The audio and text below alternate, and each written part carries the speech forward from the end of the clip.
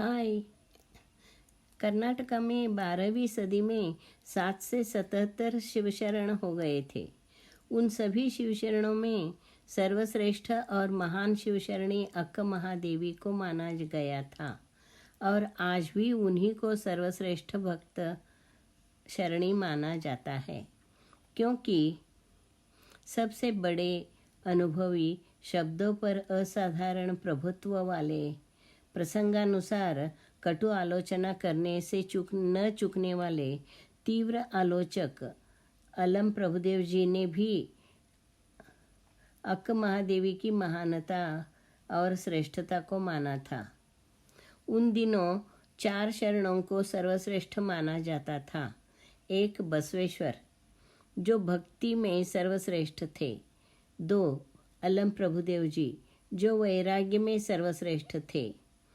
3 चन्म बसवेश्वर, जो ज्ञान में सर्वश्रेष्ठ और त्रिकालज्ञ, प्रज्ञावान और षटस्थली चक्रवर्ती के नाम से प्रसिद्ध थे।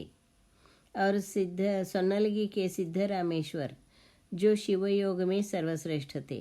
ये चारों शरण एक एक गुण में सर्वश्रेष्ठ थे, लेकिन अक्क महादेवी जी अकेली इन चारों गुणों में सर्वश्रेष्ठ थी। इसीलिए अलम प्रभुदेव जी ने अनुभव मंटप में महादेवी जी की कठोर परीक्षा लेने के बाद उनकी श्रेष्ठता को स्वीकार करके उन्हें सबकी अक्का कहकर नवाजा था। तो त्रिकालज्ञ ज्ञानी चन्नबसवण्णा ने निम्नलिखित वचन कहकर उनका श्रेष्ठत्व बयान किया है, उससे सुनिए।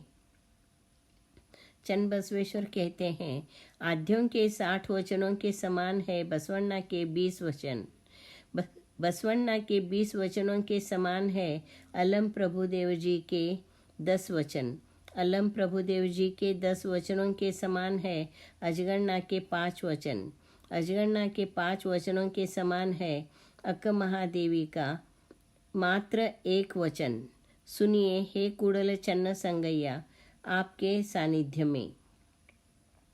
उसी दिन से महादेवी जी अक्का के नाम से मानी जाने लगी थी।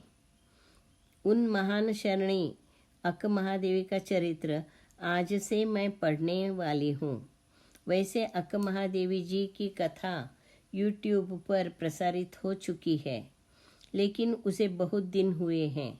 साथ ही मैंने यह कहानी हिंदी में तथा उनके अनेक वचनों के साथ, अनेक प्रसंगों के साथ पेश किया है। आशा करती हूँ यह मेरा प्रयास आप लोगों को पसंद आएगा और उसमें कुछ नयापन भी महसूस होगा। धन्यवाद। चराचर में मनुष्य प्राणी समझने में सबसे जटिल प्राणी है। हालांकि मनुष्य और प्राणियों में कुछ गुण अवश्य समान है, जैसे भूख, प्यास, नींद, प्रणय, बच्चों के प्रति प्यार आदि। लेकिन इन सब गुणों का अतिरेक मनुष्य प्राणी में अधिक मात्रा में दिखता है। साथ ही हम देखते हैं कि कुछ मनुष्यों में नकारात्मक गुण अधिक मात्रा में होते हैं। ऐसे लोगों को हम असुर, राक्षस या अमानवीय कहते हैं और ऐसे लोगों से दूर रहने में ही अपनी भलाई मानते हैं। इसी तरह हम देखते हैं कि कुछ लोग हमेशा परहित, परमंगल और परोपकार करने के लिए तत्पर होते हैं। उन्हें हम सुर, शाप भ्रष्ट देवता, महात्मा, साधु, संत कहते हैं। इनकी संगत में रहकर हम अपना जीवन सफल बनाना चाहते हैं, मन की शांति पाना चाहते हैं, अपना परलोक भी संवारना चाहते हैं। जैसे कि गीता में भगवान कृष्ण ने कहा है, यदा ही धर्मस्य ग्लानिर्भवति भारत। वैसे समाज में जब दुष्ट प्रवृत्तियां बढ़ने लगती है तो समाज के उद्धार के लिए ऐसी सुष्ट प्रवृत्तियों का आविर्भाव होता है। 12वीं सदी में जब समाज में देव धर्म के नाम पर यज्ञ, होम, हवन, कर्मकांड, बलि प्रथा, पाखंड, दंभ, स्वार्थ, हिंसा, शोषण, जातिवाद, भेदभाव आदि बहुत बहुत बढ़ गया था, तब कर्नाटक राज्य के उत्तर में महात्मा बसवेश्वर, सिद्धरामेश्वर, चन्नबसवण्ण, अल्लम प्रभुदेव, माचीदेव, हरळय्या, अक्कनागमा, गंगांबिका, नीलांबिका जैसे महान शरणों का आविर्भाव हुआ था। उन्हीं दिनों में कर्नाटक राज्य के शिवमोगा जिले के उडुतड़ी गांव में एक महान शिव भक्त, परम विरक्त और अत्यंत बुद्धिमान ऐसी विभूति का जन्म हुआ जिन्हें आज हम अक्का महादेवी के नाम से जानते हैं। कर्नाटक राज्य में शिवमोगा जिले में उडुतड़ी नामक गांव है। शिवमोगा जिला पर्वतीय क्षेत्र होने से वह निसर्गरम्य परिसर है। 12वीं सदी में उडुतड़ी में निर्मल शेट्टी और सुमति नामक एक शिवभक्त सात्विक प्रवृत्ति के आध्यात्मजीवी पति पत्नी रहते थे। सुखवस्तु परिवार था, घर की खेती बाड़ी थी। उनके संसार में अपत्य सुख छोड़कर सभी तरह की समृद्धि थी। अनेक पूजा पाठ, उपासना, व्रत आदि करने पर भी संतान न हुई तो वे उदास हो गए। जब आयु ढलने लगी तो वे निराश हो गए।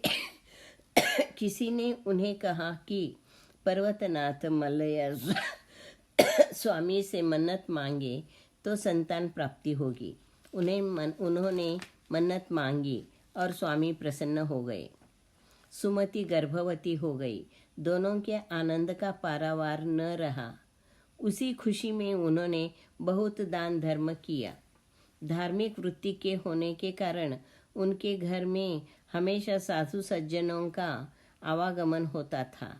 भक्त भजन, कीर्तन, शिवगोष्ठियाँ, चर्चाएं चलती थी।